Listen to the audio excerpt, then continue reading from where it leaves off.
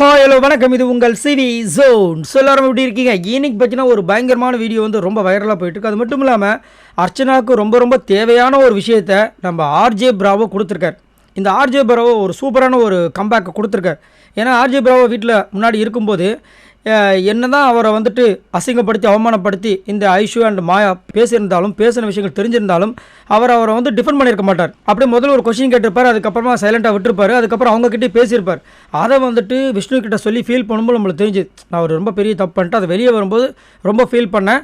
அந்த விஷயங்களை நீ பண்ணிடாத, நீ கொஞ்சம் உன் கேமில் ஃபோக்கஸ் ஆகிரு, நான் வந்துட்டு ஒரு பெரிய ஆப்பர்ச்சுனிட்டி மிஸ் பண்ணிட்டேன்லாம் சொல்லியிருப்பார். சூப்பராக இருந்துச்சு. இப்போ வந்துட்டு நம்ம அர்ச்சனாவுக்கு ஒரு சூப்பரான ஒரு அட்வைஸ் கொடுக்குறாரு. ஏன் அப்படின்னா அர்ச்சனாவை வந்துட்டு நம்ம மாயா வந்து பார்த்தீங்கன்னா ஒரு 2-3 வாரமாக யூஸ் பண்ணிவிட்டு இப்போ வந்துட்டு இந்த பூர்ணிமா சொல்கிறாங்க பாருங்க, என்னை நல்லா யூஸ் பண்ணிட்டு கடிச்சில் தூக்கி போட்டார் இந்த விஷ்ணு அப்படின்னு, அந்த மாதிரி வந்து பண்ணிட்டாங்க. இப்போ வந்துட்டு அர்ச்சனாவுக்கு ஒரு மைண்டு அப்படியே ஒரு மாதிரி திங்கிங் ஆகுது, ஒரு மாதிரி கன்ஃபியூஸ் ஆகுது. நம்ம கரெக்டான வேலை தான் போகிறோமா, இந்த மாயா கிட்ட இருக்கிற ஃப்ரெண்ட்ஷிப் கரெக்டாக இல்லையா அப்படின்ட்டு. ஆனால் நேற்று வந்து ஜோவிகா பற்ற வச்ச ஒரு நெருப்பு வந்துட்டு நீ பற்ற விட்ட நெருப்புன்ற மாதிரி வந்துட்டு அவங்களுக்குள்ளே எரிஞ்சு இப்போ வந்துட்டு மாயாவோட ஃப்ரெண்ட்ஷிப்பை பஸ்பமாக்கிட்டாங்க.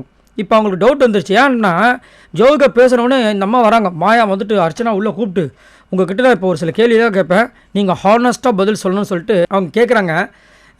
நீங்கள் வந்து என்கிட்ட இப்போ வந்து நல்லா அன்பாக பழகுறீங்க, ஃப்ரெண்ட்ஷிப்பாக இது பண்ணுறீங்க, உங்கள் லவ் வந்து என்னால் அந்த ஃபீல் பண்ண முடியுது, உங்களோட பியூர் லவ்வை.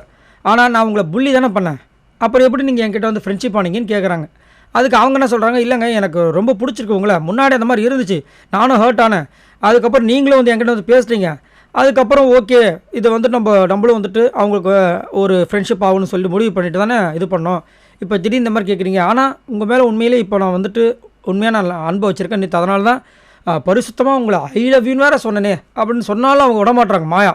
இல்லைங்க நீங்கள் வந்துட்டு அப்போ வந்துட்டு கமல் சார் இப்போ சொல்லி என்னுடைய அந்த ட்ராமாவை கலாச்சிங்க, இதை கலாச்சிங்க, அதை கலாச்சிங்கன்னு சொல்லிட்டு நிறைய பேசியிருப்பாங்க. இவங்களுக்கு தோண ஆரம்பிச்சிருச்சு.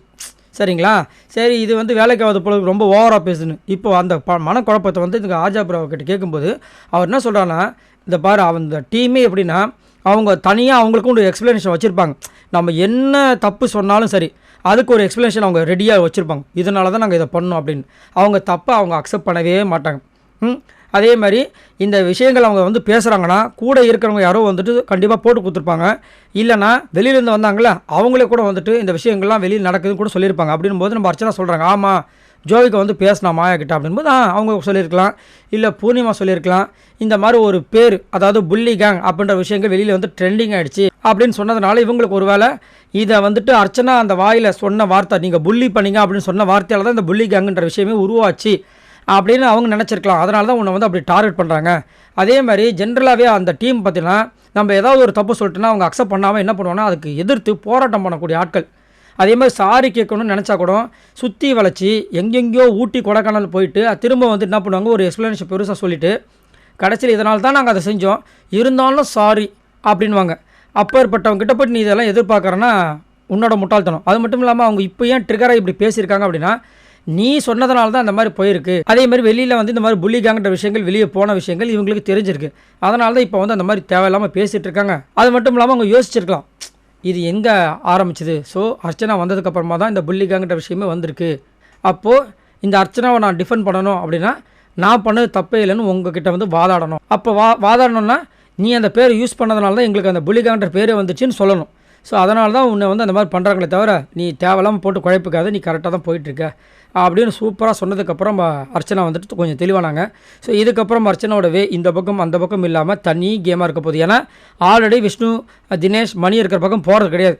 இந்த பக்கம் மாயா இந்த புள்ளிகாங் கூட சேர்ந்ததுலேருந்து ரொம்ப ஆட்டம் ஓவராக இருக்குது. ஸோ ஒன்றும் பிரச்சனை கிடையாது, இருக்கிறது 2 நாள். அர்ச்சனா போட தனியாக இருந்துட்டு ஆர்ஜே பிராவோ தோல் கொடுக்குற வராரு, அப்புறம் வினுஷா நல்லா ஒரு ஃப்ரெண்ட்ஷிப் கொடுக்குறாங்க. ஸோ அதுக்கு மேலே என்ன வேணும் உங்களுக்கு? ஸோ செம்ம மாதம் போகுது. பட் இருந்தாலும் இந்த மாதிரி ஒரு நல்ல விஷயங்கள் சொல்லக்கூடிய ஒரு தெளிவான சிந்தனையோடு இருக்கக்கூடிய ஃப்ரெண்டு கூட இருந்தாங்கன்னா நம்மளுக்கும் வாழ்க்கையில் நல்ல ஒரு சக்ஸஸாக இருக்கும். உங்களுக்கு அந்த மாதிரி யாராவது உங்கள் நெருங்கிய நண்பரோ தோழியோ இருக்காங்களான்றதை மறக்காமல் கமெண்ட்ஸ் பண்ணுங்கள். பாய் நண்பர்களே, எனக்கு இருக்கான், அதனால தான் கேட்டேன். பாய் நண்பர்களே.